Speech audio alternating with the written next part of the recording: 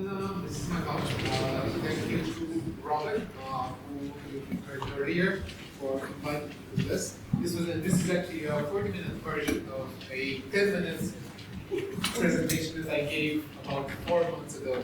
The whole idea behind it being that there are a lot of public resources that are usually available, but it's quite hard to navigate the complex web of application criteria, of understanding what's available to you, what you're eligible for, what you're not eligible for, and trying to understand exactly how you can go through all of that is going to be quite an endeavor. So hopefully this presentation is going to be useful to you. I was talking to somebody yesterday about this presentation and asked, "Oh, Chris, are you finally going to show people the magic money tree?" I was like, no, not exactly, but hopefully out of this presentation you're going to be able to prune the magic money tree to make it work for you. Again, this is not just about accessing funding. It's also about accessing a whole other host of things. Before we get there, let me tell you a little bit about myself. I'm Chris. I trained as a game designer at Oscar like a long time ago, many years ago. I'm also one of the co-founders of East Anglia. We're a not-for-profit that grows the games in the east of England, and we run a yearly festival in autumn. Over the years, I've been managing skills programs, business support programs, and funding programs ever since 2018. And at the moment, I work as a fund manager for the UK Global Screen Fund, which is a fund that the BFI runs. That's also open to game studios. A little bit more about that in a bit. I've deployed a total of about £3 million worth of funding, and I've organized about 100 talks and panels for about 100 or more companies in the screen industries. So that's your first term of the day, screen industries. Whenever somebody talks about that, they mean TV, film, games, animation, and also immersive. Some of definitions are also going to include tech, but for the most part, it's things that you can consume on your screen. That usually comes with a lot of other caveats, such as narrative or storytelling, but games, generally, unless you're making a specific casino game, are going to be included in that. So that's who this talk is about. It's about people who are working, who are having their companies, or who are freelancers, or who are generally working and want to start things up in the screen industries and in tech. So hopefully, we're in the right place. What are we going to talk about today? 3 things. First of all, the landscape and understanding what is available to you, and understanding the landscape that you live in using a technique that I've learned about 3 years ago called PEST. Then we're going to be learning about how to raise awareness of you. So okay, you understand the fact that you need to talk to some people and you need to take advantage of some opportunities. That's great, but how do you talk to those people? How do you take advantage of those opportunities? And then the third part is about thinking laterally and gaining support by understanding the system that you're playing, rather than specifically going for oh, I need money to make the game, right? Because realistically, you don't need money to make the game. You need money to hire the people who are going to be making the game. You need money to buy software. You need money to rent an office, and so on and so forth. And once you understand that distribution of needs, a lot more avenues are open to you than just the UK Games Fund, for example. So we're going to be talking about that, and there's some amazing people in the room who are going to be pointing out throughout. But first, what is PEST? It's a way of looking at things, similar to SWOT. So if you've ever done a SWOT analysis, which stands for strengths, weaknesses, opportunities, and threats, PEST is a similar way of looking at the market. So P stands for political. These are the existing and upcoming policy and political climate that might impact your business or might impact your activity, whatever it is that you want to do, be it a conference or starting the world's next rockstar games. And the bits that come under politics can include things like employment law, environmental law, upcoming general elections or local elections, pledges that you've seen from your MP or from the local party that's leading the town council, for example. It also includes things like intellectual property, which is one of the areas that was affected in a weird way by Brexit, in that it's probably one of the very few areas where Brexit actually helped the UK, because now the trademarks in the UK are separate from the trademarks in the European Union, so you can do a few more interesting things there. But that's just one example. Brexit, in general, was a shit show for the UK, but we're not going to go into that. But when you're looking at politics, the idea is what's happening on the political scene. And to give you an example, recently the Department for Culture, Media, DCMS, Department for Culture, Media, Sports and Sports.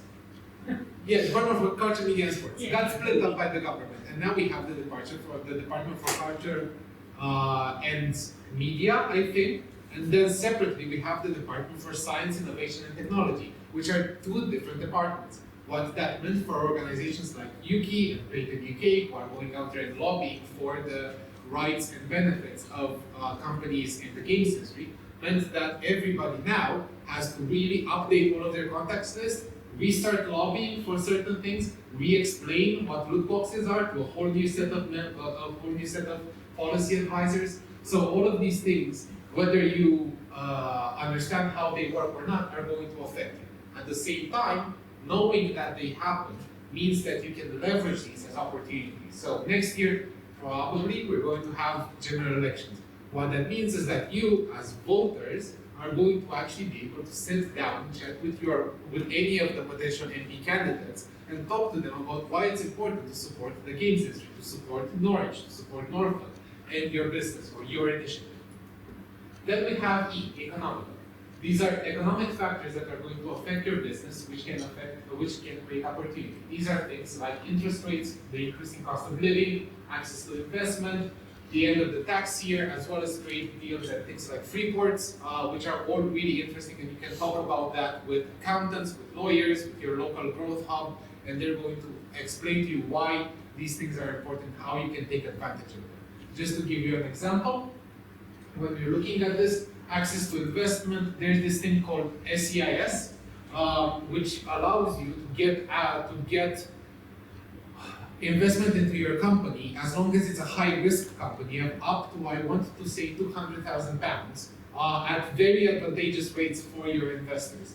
If you have a company that dabbles in any sort of way in technology, so think things like games, but also transmedia companies. So if you're creating, for example, a TV show, where you also want to create a TV show and a website and a film and potentially a Web3 game further down the line, you can get up to £200,000 from people who are going to be using this SEIS scheme to allow them to better optimize their taxes. So these are things that are available to you, which you may not know about, because realistically, unless you play in that investment space, you're not necessarily going to know about it, and it's a relatively easy way to convince people to give you up to about £200,000 in investment that you can put into your business.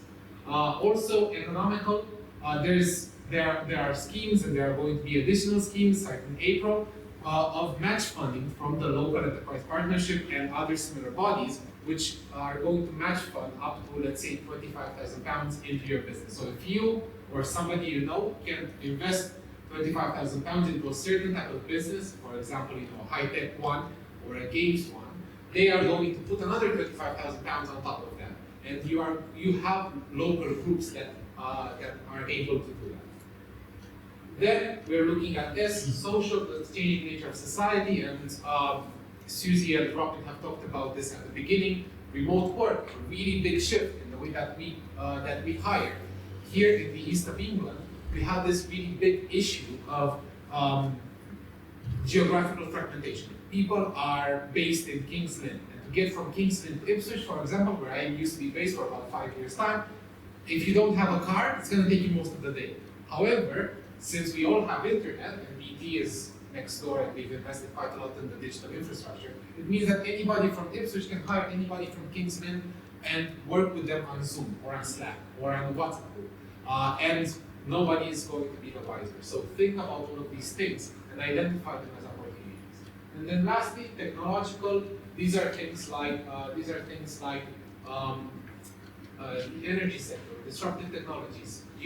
There are talks today in the other track around Web3, around how you can use blockchain for charities and all of these other things. I'm not endorsing blockchain on this. I'm just saying that when you're looking at what is emerging technology, you will have other opportunities. Opportunities from investors, opportunities from local lobbying groups, opportunities from people who want to stay at the cutting edge, which may not necessarily be immediately apparent to you if, for example, all you wanted to do is create another food ordering app, which is something that has been done again and again and again. So when you're looking at your idea, be it for a new business, be it for an initiative, be it for getting together a group of people, if you have a look and put all these 4 categories into a table and you start discussing about what's around us on the political scene that is helping us or that can hinder us, economical, social, technological, then you're going to hopefully, at the end of, say, half a day of strategizing with a team of people who you trust, you're going to be left with a strategy which can help you not only attract funding, but attract talent, identify opportunities, and give you a path towards sustainability. So, okay, we now know about this. That's really great. What else is really important here? It's really important that you know your postcode. It all starts with a postcode.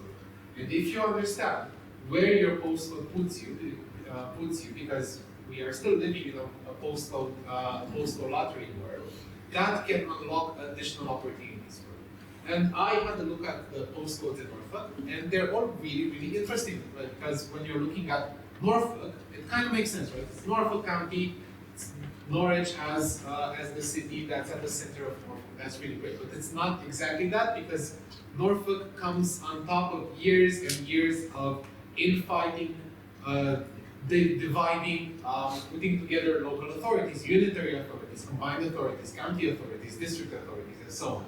So when you're looking at Norfolk, you're looking at parts of Norfolk that are in the NR postcode, parts of Norfolk that are in the PE or Peterborough postcode, parts of Norfolk which are in the IP postcode. And if you're really looking into it, but I didn't have the space to put that on the screen, there's a couple of very, very few parts of Norfolk that are in Cambridgeshire postcodes, and all of these, sure, make things more complicated when you're thinking about who I should write to, but they also give you opportunities, and here's why. So you need to understand boundaries. In Norfolk, we have 3 types of boundaries. Norfolk is split into 9 parliamentary constituencies, and these are your MPs. These are the people who you're going to be voting for at your general elections. Then you have 7 districts. These are the people you're voting for in your local elections. And then we have 1 county, which again, you're voting for at local elections. Generally, we're going to be mostly talking about your district council and your county council. 2 different things, and each of them has a separate pot of money.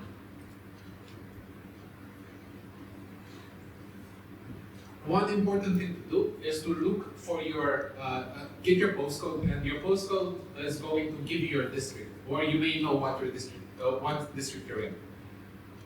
Go on your district's website and search for the business part of it. Just to give you an example, this is Great Yarmouth. It's one of the 7 districts in Norfolk, and this is their website.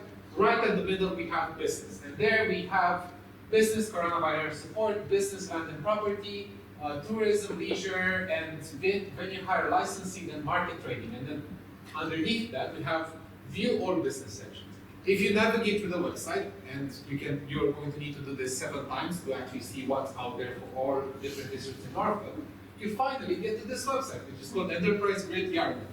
Newer website, you can see that it was tendered for recently because it looks fancy. But the good part about this is that it has a business directory and it has a business support. It has this bit here that says Invest Great Yarmouth.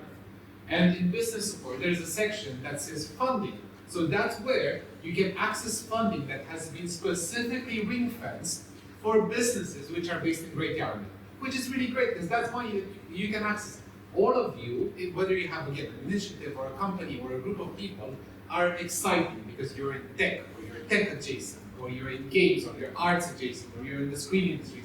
All of these things are things that get people much more excited than local hairdressers or the local estate agents, who are usually the ones that get paraded around at county fairs, for example. The reason for that is that because they have a physical presence, they're much easier to spot, much easier to highlight. If you are being remote, as I assume that most of you are, then it's a lot harder to actually get in front of the people who can highlight it. That's why it's important. For example, if you're in Great Yarmouth, go into the business directory of your business. It's free, it's going to get you there, and you might even get a call to talk about your business. Again, business support, you can get training, you can get things like grants, only available because you're based in Great Yarmouth. So that's something quite important to keep in mind. So this is district. Then we still have a county, right? We have Norfolk County. So this is your Norfolk County Council website. It's relatively straightforward. You go to services and then you go to business. You click that and you go into this business specific website. We see Go Digital Funding Program. That's really great. It's not necessarily super important to you because you're all digital, but it might allow you to get funding for a new website. It might allow you to get funding to make your website more accessible. It might allow you to get funding to make your website mobile friendly, and so on. There's also Innovation Grant Mentoring Project, which is really cool. And if I'm not mistaken, that's when you actually sit down one-to-one and talk to somebody in the council about about what funding is available, what innovation funding is available, and you can apply to that. You can get mentoring support from either from the council or there are kind of pool of mentors that have been through Innovation K funding and other sources of innovation funding as well. So a really good sort of track that then they'll run through your application support with future funding needs. Yeah, so you get mentoring from people who have done funding applications, and they might be able to help you do further funding applications, right? So not funding to do the application, but they'll support you with your funding application. Yeah, they'll support you with your application itself. Yeah, exactly. And considering just how convoluted the space to apply for something is, it's really useful to have somebody who knows what they're doing mention that, hey, maybe you should write that, maybe you shouldn't write that in your application. So again, these are just two options. Great, right there on the website. So these are things that you may not have known about that are available to you. Then, if we continue and go one step further, there's I generally categorize the types of support that you can get into 4 pots. You have grant funding. These are non-refundable grants, usually tied to a best factor. Just to give you an example, you could, at some point during the pandemic, if you were, say, a film or a TV company or even a cinema, get grant funding to allow you to pay your rent. And that was coming straight from the government. You didn't have to give the money back. At the moment, you can get funding that's based, for example, on whether or not you are planning to export whatever it is that you do outside of the UK. If you're making a game, that qualifies because whatever you're doing, it's going to be able to be easily bought by people from outside of the UK. Then you have training programs, and these are free or heavily subsidized training programs, usually for your founders, but sometimes for your staff as well, around topics like scaling up or investment readiness. If you've never done one of these, do it, they're really cool. If you've already done one of these, it's still important to go because you might meet people who don't know about it. It can become your clients, your partners, your investors, and so on. So even if you've done, for example, a scale-up program, the next one that you might go to might be more interesting, or you might learn different things, or even meet new people. Then you have funding other than grants. For example, loans with better deals than banks or match funding for certain expenses. The easiest example I can give here is capital investment matching, I think it's called, where you are thinking about making a capital expense investment, essentially buying something that is forever going to be in your business. Things like hardware or things like investing in, so hardware is probably the easiest. Hardware, furniture, things like that. Sometimes there's funding available to help you buy that, and you don't need to put all of the money yourself. Think if you're going to spend, say, £5,000 on the latest MacBook, wouldn't it be nice if you could get 2.5K of that be given to you by your local council because you're an up-and-coming company? Not a lot of people know about stuff like this, and I know at least 1 or 2 people who have done that to fund their game studios hardware. Then there's other types of business support. And here I just wanted to highlight the fact that you're in a city which has 2 universities. And each of those universities are going to have a business development department. Those are departments who are specifically tasked with bringing in businesses to talk to students and give students opportunities. Sometimes what happens is that you can end up hiring students from your local university and have them have their wage for something like 6 months be paid by the university. I'm not entirely sure of whether UEA or anyway do that, but regardless, it's really good to go and talk to your local union, your local colleges, and be like, hi, I'm here, I'm a business. Then you have the LEPs. And I realize that we're running way behind them. So your LEPs are your local enterprise partnerships. These are bodies that are responsible for local economic development in England. And we have at least one person from the local LEP in the room, right there. Talk to him. He's really cool. In Norfolk, we have two of them, the New Anglia LEP and the Cambridgeshire Peterborough LEP, or like more recently, the Combined Authority. Again, borders, you don't want to know about that. They offer business support, training, grants, and match funding. And recently, they were involved in winning £4 million from DCMS for the Create Growth program, which is meant to help companies in the creative industries help high growth companies from the creative industries become more sustainable and help them get investment. So the reason why I said that you have two different LEPs is because this is how the border looks like. What's on the right is the New Anglia LEP, what's on the left is the Cambridgeshire and Peterborough Combined Authority.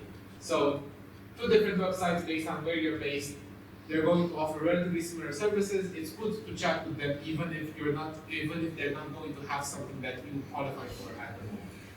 And then lastly, you have the Chamber of Commerce, which is an association of or network of local business people designed to promote and help the interests of its members. In Norfolk, you have the Norfolk Chamber of Commerce. It offers networking and lobbying at the local and national scale. But it has a fee to join, and that's £265 per year. The reason why I highlight the Chamber of Commerce is because, as I mentioned before, you're going to have your accountants. They're part of the Chamber of Commerce. You're going to have your solicitors. They're part of the Chamber of Commerce. Estate agents and so on. These are people who get networking and visibility by paying 250 quid a year. And they get to be put up in front when it comes to things like press releases, when it comes to things like your MP coming to visit, and so on and so forth. And you don't have a voice in that body, which is a nationally recognized body, right? The body of the Chambers of Commerce, because you're not there. So the games industry or the tech industry doesn't necessarily have a voice in there, unless you're one of the bigger companies. So it's quite useful, if you can afford that, to take part in this. Think of this like a guild, because essentially that's what it is, right? It's a guild of business people in Norfolk. Right, so now you know who to go to. But still, it's all about the people. You're not directly talking to the Chamber of Commerce. You're talking to somebody in the Chamber of Commerce. You're not talking to Parliament, you're talking to your MP. So if you know that, what are you going to do next? Who should you contact? You're like, okay, I have a business, I have an initiative, I have a group. How do we get together and talk to somebody about what we do? I want to click up. So, first of all, you can find your MP via theyworkforyou.com. All of these links are going to be available at the end. Write to them. You can find your local councillors via this really handy link. Really useful, really easy to remember. But essentially, if you go on this link, it's going to show you a map of all of the local MPs, of all of the local councillors with contact details, and you're going to be able to reach out to them. Then you need to find your county and district economic or business support officers. You can do that via LinkedIn. And I'll show you how in a second. You can also find your Chamber of Commerce board members. So this is Norwich City Council, just to give you an example, right? Your county, your city council, so it's the equivalent of a district. Let's see who your economic or business support officer is. If the internet is going to be friendly, all you need to do is go to their page. You can see that they have 433 employees. Click on people. What you can then do is type economic officer. Press enter, and it's going to show, I think, about 5 people. We don't really care about that. Program and project manager, cool. We can reach out to John. We can also see head of legal, not so interesting. Sales manager, not so interesting. Okay, what else? I said business support officer. If we clear this, we can go and search for business support. That's going to reach about 30 people, I think. And then we see this person, Sarah Stubbs, Business Support Officer at Norwich City Council.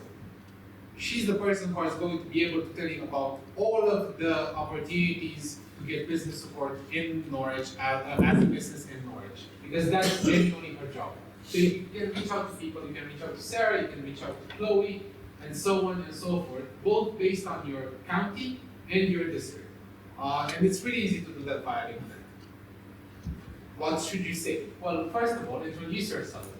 Remember, you are a business owner or SME founder, right? Generally, if you're going to talk to people who are closer to Parliament, they're going to talk about SMEs. If you're talking about local people, they're going to be interested in the fact that you own a business. SME stands for small and medium enterprise, small or medium enterprise. Remember, remind them that you're a local constituent. You vote. You can actually put them in power. Again, really important when you have a general election coming up. Remind them, if you want, of what socio-demographic categories you're in. Keep in mind that women in tech, for example, is something that a lot of people want to support. People from non-white backgrounds, something that a lot of people want to support. Introduce your business and tell them, for example, what your sector of activity is. So what exactly is it that you do? How many employees you have? Even if they're contractors, even if they're not necessarily from Norwich, they don't know that. They don't need to know that. Just be like, I employ, how many people was it? 5, 8?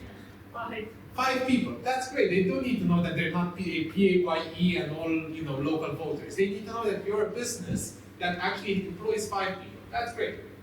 Then tell them about your projects and any accolades that you may have won. I need to remind everybody that in tech and in games we often undersell ourselves. If you have won any awards, even if it was an honorable mention when you were in kindergarten, highlight that because everybody else is going to, right? I can't emphasize enough just how many estate agents have like 10 awards where it just happened that they were the main sponsor of that award ceremony, right?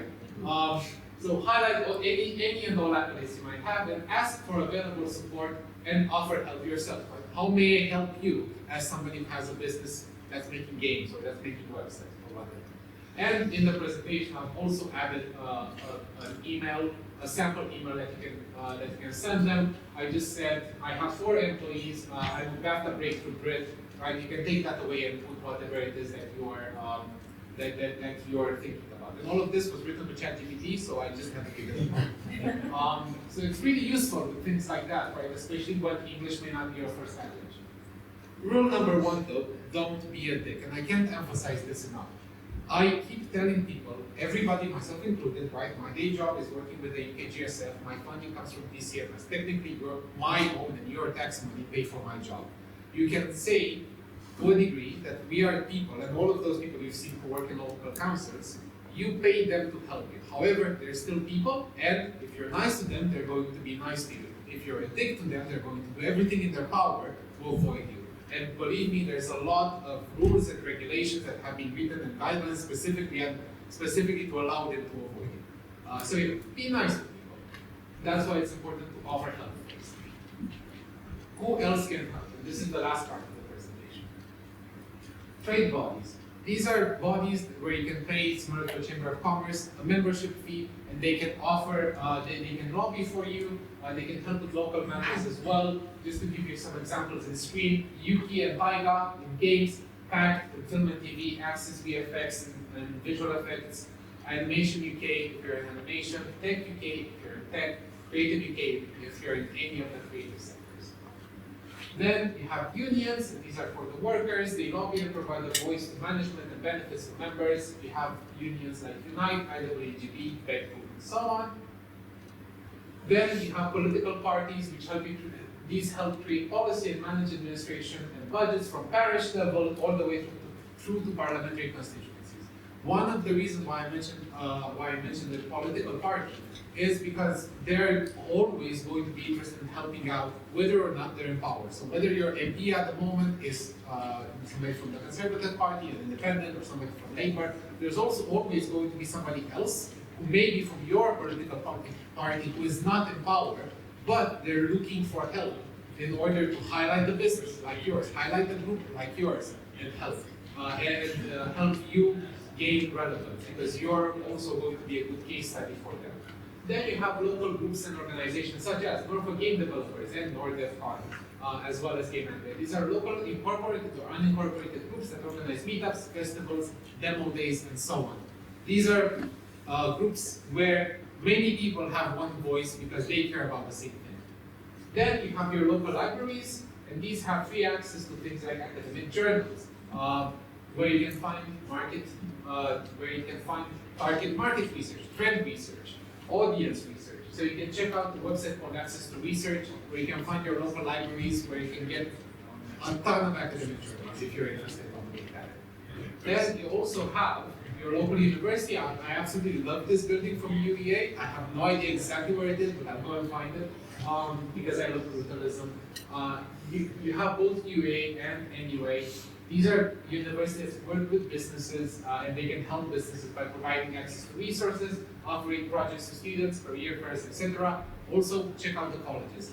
I'm a graduate of the University of Suffolk. I still have access not only to my student email, which gives me 50% off Amazon Prime, but also I have access to the local library at the university where I can go and read out manuals and other bits around game design that would otherwise cost me hundreds of pounds. So that's really cool. You have no idea how important it is to have a good relationship with your local users.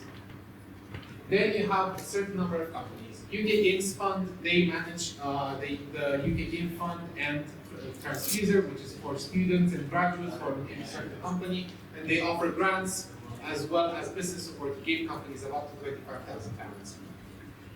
Creative UK, one of my previous employers, they offer business support programs for all of the creative industries as well as offers on loans, specific grants, such as funding a business coach. And this is another area where you can get specific funding if you know what you want. To give you an example, Oscar here also does the presentation that you've just seen can also be done as a one-to-one training specifically for your business. However, that's not free, right? That's going to cost him his time. If you go, for example, and you would apply for business planning grants, which is being phased out and replaced with something else with Creative UK, essentially they would pay for Oscar's time and you would benefit from building that strategy on how to monetize your game or how to get like better mouse now. Always trying to make it really valuable. Yeah, and then another like 3-letter acronyms. Yes. Then Innovate UK is a body that's funded by the CMS, and they run funding competitions. So they have the largest amounts of funding. You can get millions from Innovate UK. Downside of that is that they're highly specific and that they are highly competitive. But I know game companies who are able to access up to £250,000 by getting an Innovate UK smart grant. I also know companies in things like archiving technology and energy who are able to access millions for that. You have Digital Catapult, which is the smaller sister company of Innovate UK because it was spun out from the government back in 2010 and then abandoned. They provide support and funding programs and competitions for new technologies. So they focus specifically on offering business support and funding for companies in immersive, 5G, and companies that work with blockchain technology. They have some really cool programs. If you have a look on their website, they just finished a competition that was sponsored by Niantic, which are the people who make Pokemon Go. Not an art game, or so I hear, not an augmented reality game, or so I hear. Then the UK Global Screen Fund, I currently work for as a fund manager. They boost international development, production, distribution, and promotional opportunities for the UK's independent screen sector via grants, insights, and promotion. If you would like to hear more about that, let me know. We're always looking for each other people. We have DCMS in and of itself that sometimes puts together programs like the Create Growth program. And this is a program that offers business support and access to grant funding. And it focuses on six sets of territorial combinations in the UK, essentially for companies in the creative industry. The reason why this is cool is because you have one that's right on your doorstep that is called, it's going to work, there you go. That is called Creative East. So this is going to launch on Tuesday. It is a business support program. You can reach out and sign up at creativeeast.org.uk. And it's a program that's worth about 1.27 million pounds worth of experts and training programs that are here to help specifically businesses from Norfolk, Suffolk, Cambridgeshire, and Peterborough. It's a really cool program. You should hear more about it. I'm happy to share this flyer with everyone. And in addition to this, Innovate UK often runs funds that are specifically for companies from these 6 regions. So we just had created growth funding, which ended on the 5th of February, and you could apply for up to £30,000 of grant funding if you were in one of 6 regions, including Norfolk. So that was quite cool. Department for International Trade, they help with export opportunities information, and they help you get to trade shows, so they subsidize some of that. And your local hubs, where you can get things like free desks or rent-free desks. You can get access to high-speed internet. You can get access to experts like accountants and solicitors who can sometimes tell you that even if you don't trade or don't have any sort of income or loss as a company, you still need to let companies' house know about that, because otherwise you get a fine. And that's it. That's the presentation. Thank you so much.